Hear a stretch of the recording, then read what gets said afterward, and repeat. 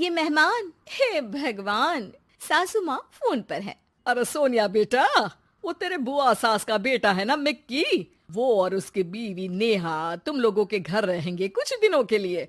अच्छा ठीक है माँ जी। अरे ज्यादा परेशान मत होना, तुम दोनों तो नौकरी करते हो, देख लेना वैसे।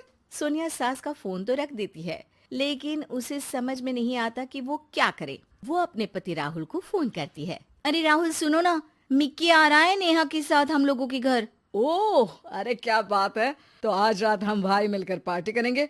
अच्छा तुम एक काम करना, अच्छा खाने को बना देना। ओके। सोनिया को अभी ये अंदाजा नहीं था कि उन लोगों के घर जो आ रहा है वो कैसे उन लोगों की जिंदगी में भूचाल ले आएगा। अभी सोनिया ने फोन रखा ही था कि डोरबेल बजती है। सोनिया दरवाजा खोलती है कि सामने खड़े होते हैं नेहा और मिक्की। अरे भाभी भाभी, आप तो हो बिल्कुल मेरी माँ जैसी। नमस्ते भाभी, कैसी हैं? बिल्कुल ठीक हूँ मैं। आओ ना, कोई तकलीफ तो नहीं हुई यहाँ तक पहुँचने में? अरे नहीं भाभी, कैब कर ली थी ना। अच्छा वो जरा नीचे ना कैब वाला खड़ा है, 800 रुपये दे आइए ना प्लीज। नेहा चलो अंदर।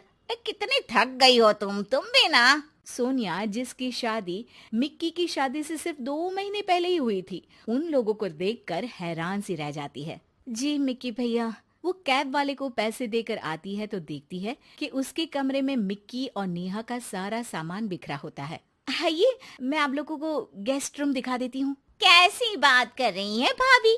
गेस्ट कौन है यहाँ? हम तो यहाँ किसी तरह मैनेज कर ही लेंगे इस कमरे में। जॉइंट बाथरूम और टीवी लगा है तो यही रूम हमारे लिए ठीक रहेगा। अब हाँ नेहा, लेकिन ये हम लोगों का मास्टर बेडरूम है। अरे भाभी कोई बात नहीं, यहाँ का गद्दा भी ना कंफर्टेबल है, एसी भी ठीक ही लग रहा है। देखिए ना, हम इसी रूम में रह लेंगे, आप फिक्र ना करो भाभी। सोनिया बेचारी कहती भी तो क्या, वो किचन में खाने की तैयारी के लिए चली जाती है। शाम को सोनिया का पति आता है। ओए होए भाई, क्या बात है, शादी के बाद तो तुम बिल्कुल चेंज लग रहे हो। मिक्की क्या बात है भाई, तेरे तो मजे है। कब तक है तू हमारे साथ? बस देख, सेटल होने आया हूँ। तू तो जानता है छोटे शहर में कितनी कमाई होती है। हाँ हाँ, यहाँ रह, आराम से काम ढूंढ। मैं तो कहता हूँ नेहा भी पढ़ी लिखी है, वो भी कुछ अच्छा कर सकती है। अब देखो सोनिया भी तो नौकरी करती है भाई, महानगर में तो गाड़ी तभी चलती है। मिक्की को भाई की बात जम जाती है। अगली सुबह। अरे ये मिक्की और नेहा कहाँ गए? कार लेकर गए हैं तुम्हारी, बोल रहे थे शाम तक लौटेंगे। हे भगवान, ये क्या मजाक है यार, कल बता देना चाहिए था उसको कि कार ले जानी है। मैं ऑफिस समय से पहले निकलता, अब ऑफिस कैसे जाऊंगा? मैं नहीं जानती, दिन का खाना ना बाहर खा लेना।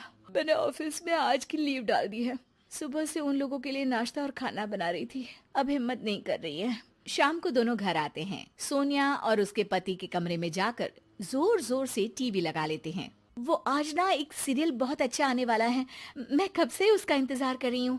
अरे नहीं नहीं भाभी, आज नहीं, आज तो कौन गाएगा गाना का फाइनल है। आज तो मैं ही टीवी देखूंगी। सोनिया गेस्ट रूम में आ जाती है। हे भगवान, कब तक ये दिन देखना है, अपने ही घर में बेगाने जैसे रह रहे हैं। सोनिया पति को फोन करती है। क्या है जी, कब जाएंगे ये लोग? अरे क्यों, क्या हो गया? अरे यार, न कमरा अपना न कार, मैं तो तंग आ गई हूँ इन लोगों से। कोई बात नहीं, मैं बुआ से बात कर लेता हूँ कि इन लोगों को किराए में कहीं कोई अच्छी जगह दिला दे। अरे डोंट वरी डार्लिंग। रहने दो, अच्छा नहीं लगेगा, कुछ दिन बाद बात कर लेना। सोनिया पति से बात करके सो जाती है, लेकिन शाम को जब वो किचन में जाती है तो किचन की हालत देखकर दंग रह जाती है। इतनी गंदी फैली रसोई किसने की? मेरे तो बस का ही नहीं इसे साफ करना। लेकिन यहाँ आया कौन था? मैं आई थी भाभी, वो मिक्की को ना केक खाने का मन था तो वही बनाया था।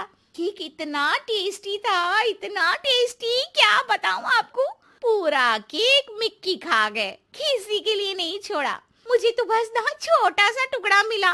बुरा मत मानना हाँ प्लीज। अरे नहीं नहीं, बुरा क्या मानना, मुझे तो वैसे भी मीठा कम पसंद है। सोनिया किचन की हालत और नेहा की बेशर्मी भरी बातों को पी जाती है और सोचने लगती है कि ये लोग जाएंगे कब। भाभी, वो आपकी जो रेड वाली साड़ी है ना, वो प्लीज आज मुझे दे दीजिए। मैं और मिक्की शाम को मेरी चाची के घर जा रहे हैं तो देर रात तक आएंगे।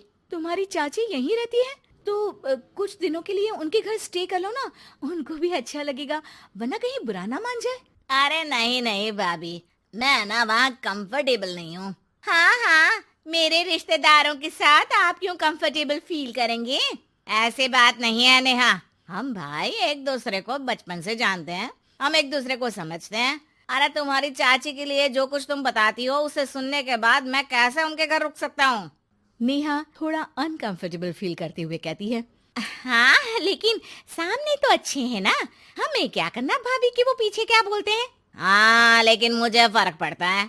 मैं भैया और भाभी के पास इसलिए हूँ क्योंकि मैं जानता हूँ कि भैया और भाभी मेरे पीछे मेरी बुराई कभी नहीं करेंगे। ये बोलकर दोनों वहाँ से निकल जाते हैं। सोनिया उन लोगों के जाने के बाद अपना कमरा साफ करती है। अपना जरूरी सामान तो गेस्ट रूम में ले जाऊं। उसे पति की पुरानी फाइल मिलती है। सोनिया उसे खोलकर देखती है। अरे ये क्या, मिक्की भैया इन्हें हर महीने पैसे क्यों भेजते थे? वो पति को फोन लगाती है। सुनिए, ये मिक्की भैया आपको कॉलेज के समय में पैसे क्यों दिया करते थे? उधार लिया है क्या इन्होंने आपसे? अरे नहीं नेहा, दरअसल तुम जानती हो ना कि हम लोगों की आर्थिक स्थिति खराब रहा करती थी। मिकी ने ही अपने काम में लगाने वाले पैसों को मुझे देकर मेरी पढ़ाई पूरी करवाई थी। मैं उन लोगों के घर ही रहा करता था, सारा दिन पढ़ता। मेरे खाने पीने से लेकर कपड़े तक का ख्याल बुआ और मिक्की रखा करते थे। मैंने न जाने उन लोगों के बारे में क्या क्या सोच लिया। एक वक्त जब उन लोगों ने आपके लिए सब कुछ लगा दिया, आज हम लोगों की बारी आई तो हम इतना सोच रहे हैं। अच्छा है कि तुमने खुद ही इस बात को रियलाइज कर लिया। ये एक अच्छी बीवी की निशानी है जो पति की हर बात को समझ ले।